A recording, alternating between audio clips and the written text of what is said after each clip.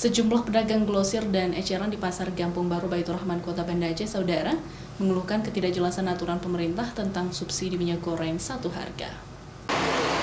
Belum turunnya subsidi minyak hingga ke pedagang grosir dan eceran, membuat pedagang di pasar tersebut masih menjual harga minyak goreng baik kemasan maupun curah dengan harga lama, yaitu Rp22.000 untuk minyak kemasan 1 liter, serta Rp19 hingga Rp20.000 untuk minyak goreng curah per liter.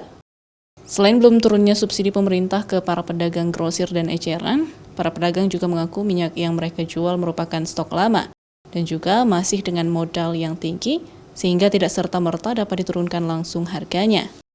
Sosialisasi udah, tapi barangnya nggak ada. Jadi apa yang kita jual?